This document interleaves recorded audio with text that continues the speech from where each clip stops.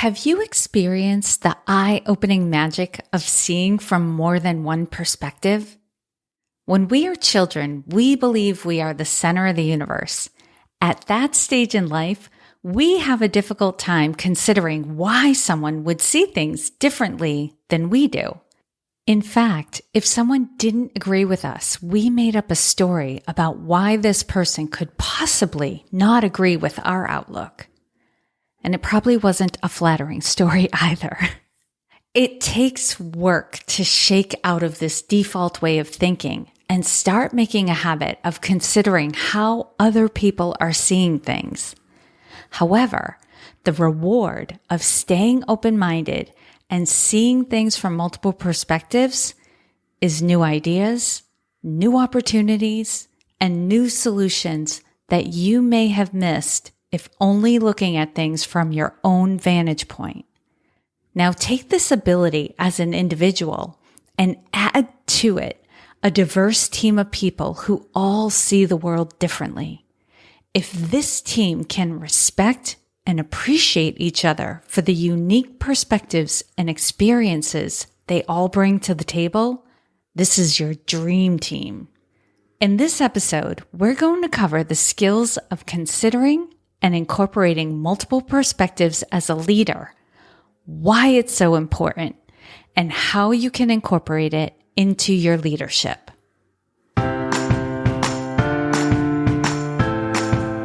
If you are new to the Women Taking the Lead podcast, hello and welcome. I'm Jody Flynn. I'm an executive leadership coach, speaker, and author. I am the current president of the board for the Maine Women's Conference. I have the privilege and joy to work with women leaders to hone the skills and the mindset that allow them to grow into and then thrive in senior leadership. My specialization is working with women who are still stabilizing after their last promotion and those who want to be ready for the next one. It is my belief that for more women to hold positions of senior leadership, there are changes at the individual and organizational level that need to occur. Not only do women need to be trained and coached on how to operate at these levels of leadership, organizations need to change their paradigm of how the work gets done and what supports are in place for leaders to do their job. If we are not already connected on LinkedIn, please send me an invitation to connect.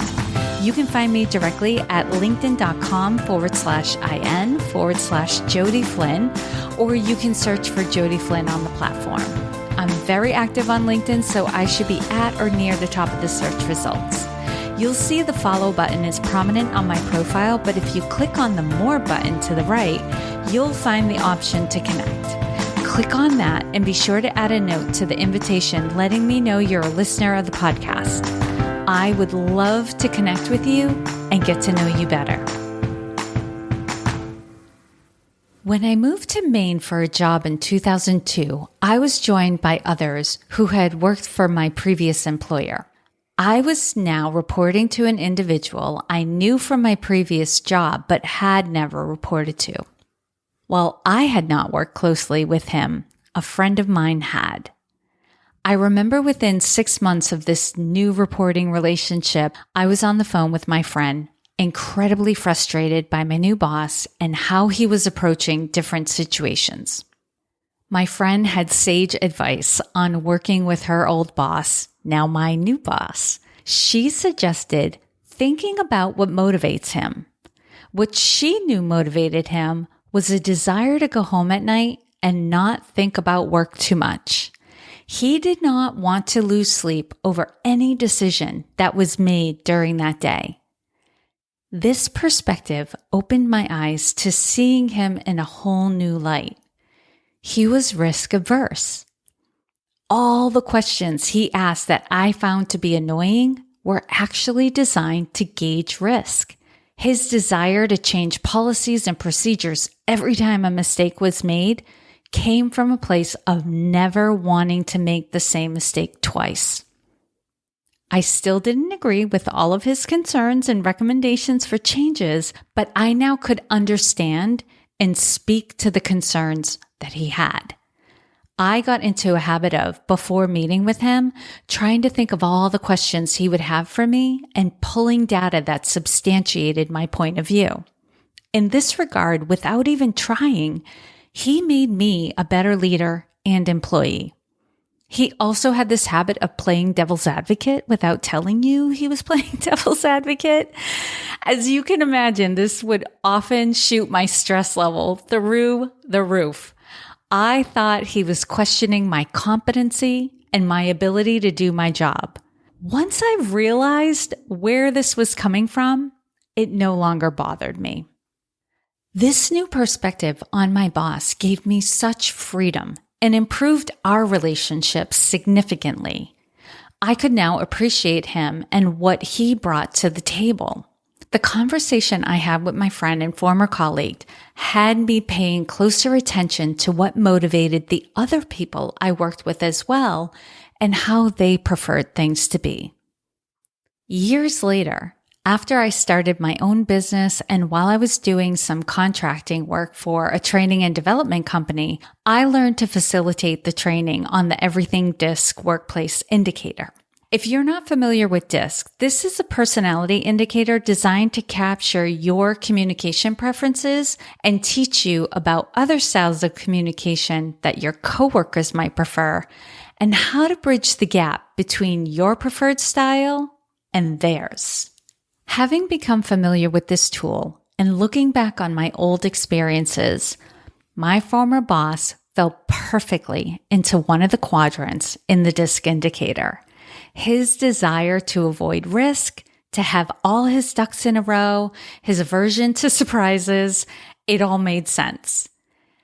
The ability to step out of your shoes and into another's shoes, to attempt to see the world from their perspective, to wonder what is influencing their behavior, it is incredibly powerful. It's not the place where you draw your final conclusions, but it's an opportunity to consider something new, especially when someone's behavior does not make sense to you. Let's take this considering multiple perspectives outside of your internal world and take it to the level of team. First, let's distinguish perspective from reality. You want to think about perspective as the vantage point from which you see the world. Your perspective is shaped by your life experiences, values, beliefs, current state of mind, assumptions brought into a situation, among other things.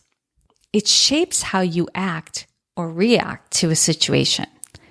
You can see why, even though you and I might be in the same situation at the same time, we could walk away with two different reports of what happened. This is because our life experiences, beliefs, values, etc.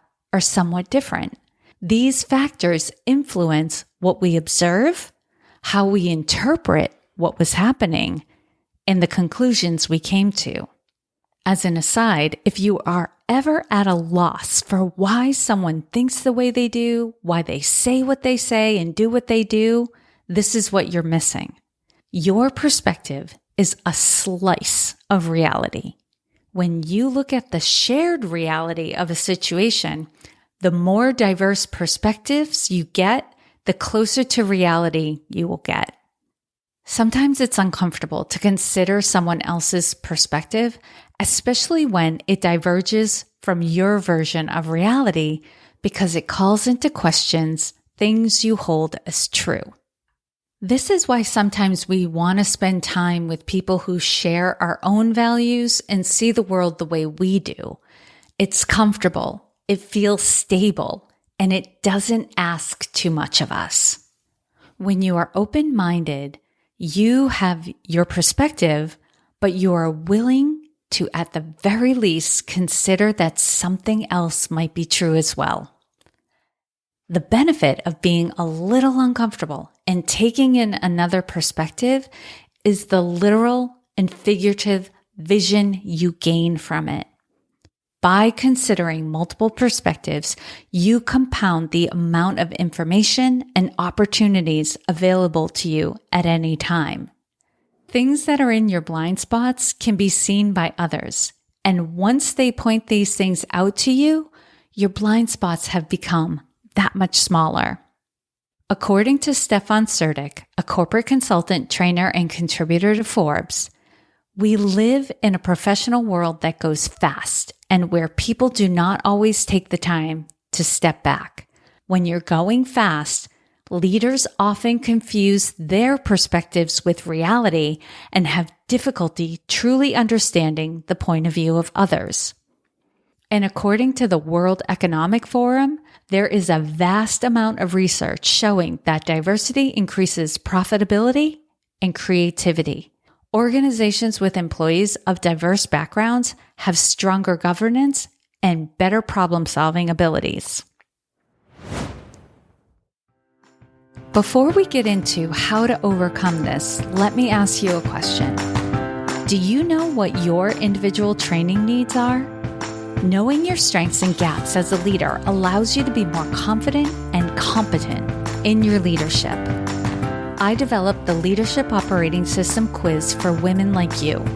This holistic self-assessment allows you to assess your effectiveness in leading others, leading yourself, your ability to influence, your ability to manage your energy, and your communication skills. It's a way for you to quickly identify where you could focus your developmental resources. This quiz will also be an acknowledgement of where you're getting a lot of things right. Those who've used the Leadership Operating System quiz have described the questions as engaging and thought-provoking. They appreciated getting insights into which areas to focus on and really liked the resources that were provided at the end. It will take you about 3 minutes for you to complete, and if you think about that, that's a quick turnaround to gain insight into what would improve your effectiveness as a leader and make being a leader easier and more enjoyable. What's your leadership operating system?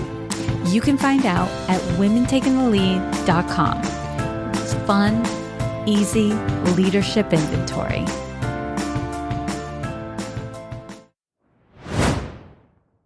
Now let's talk about how to develop seeing things from multiple perspectives on an individual level first, and then we'll dive into surrounding yourself with those who see things differently than you do.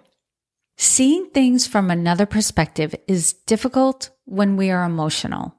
For that reason, I recommend pausing and taking time to reflect on the people in your life whom you might feel at odds with. My clients and I do this together quite a bit, especially when they're trying to untangle a sticky situation or considering what might be the best approach to a situation. In the safe space of our meeting, we explore together all the pieces of data that my client has collected about the other people in their life and in the situation, and we consider what might be true for the other person. My client and I consider the other person's values, motivations, past experiences, all the things that might be influencing current events, their challenges, etc. Especially when my client feels at odds with the other person, my goal is to help them humanize the other person as much as possible.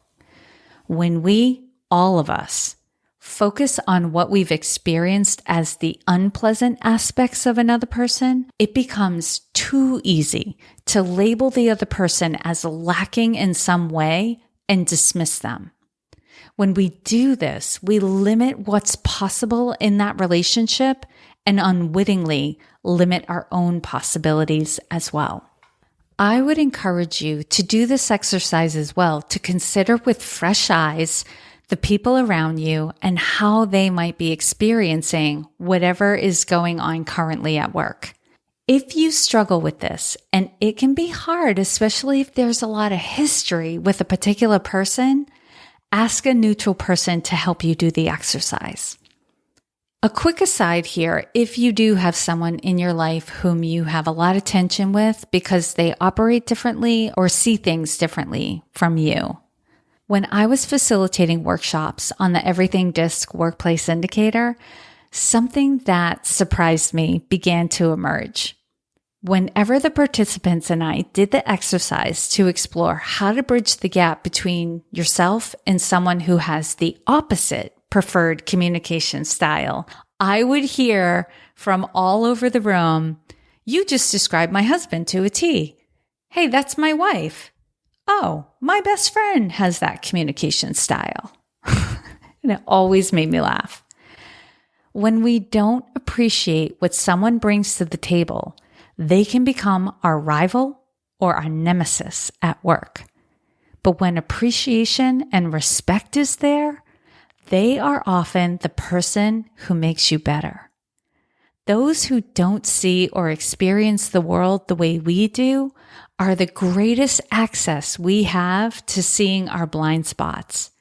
They can see what's holding us back. And in the case with my former boss, without trying, he made me a better person. But before I could really appreciate and respect what he brought to the table, he was absolutely my source of stress at work. What a difference that insight gave me. In regard to having diverse voices in your workplace, start with taking stock of how diverse or not your organization is. Get grounded in the current reality and be clear on what your commitment is to creating not only a more diverse environment, but an environment that is welcoming of diversity. When hiring, go beyond the employee referral programs, which tend to bring in more like-minded individuals, and open the job up to candidates outside your company's inner circle. Check the language of the job posting to make sure it uses inclusive language, and there are apps and extensions out there that'll help you with this. If you want a more diverse pool of candidates, you may also want to ask where your company is participating in job fairs and where they are posting available internships. Campuses that have a diverse student body are your best bet. To have this dynamic of multiple perspectives work on your team, you also need to make diversity, inclusion, respect, and understanding different populations and cultures part of your team's learning and development. Each member of your team needs to feel valued and appreciated by all members of the team in order for them to feel that their workplace is a safe environment to share their thoughts and disagree. As the leader, it's important for you to model the behavior you want to see. If you want to get the value of multiple perspectives, you need to be willing to listen and genuinely consider the other perspective. And when appropriate, acknowledge when you've been given the gift of seeing things differently. There is nothing wrong with acknowledging that you've been corrected or that you had it wrong previously. On the contrary, it's a strength as a leader and demonstrates that it's okay for each member of your team to own when they had a limited point of view and when they've been offered by another person the opportunity to see things differently. I invite you to consider how you can invite and develop more diverse perspectives on your work team and in your life.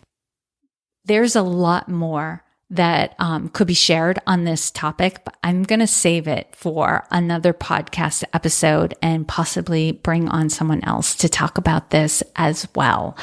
Someone who might be doing a lot of this work. So stay tuned for that. I will leave you with a quote from Sundar Pichai, CEO of Google. A diverse mix of voices leads to better discussions, decisions, and outcomes for everyone. Are you done with the struggle? If your last promotion left you feeling unstable in your leadership role, I invite you to consider working with me. I would love to support you through this transition, help you to get your bearings, and feeling confident in your leadership once again. If you know it's time and something's got to give, schedule a time to chat with me. You can find the link to schedule a coaching exploration call with me in the episode description. If you're listening through a mobile device, that link will be in your podcast app. If you're listening through the Women Taking the Lead website, the link will be toward the bottom of the episode webpage. If you're going to ask your company to sponsor you to work with a coach, there's also a link to access a checklist that will help you to prepare for that conversation. As always, I hope this was of value to you, and here's to your success.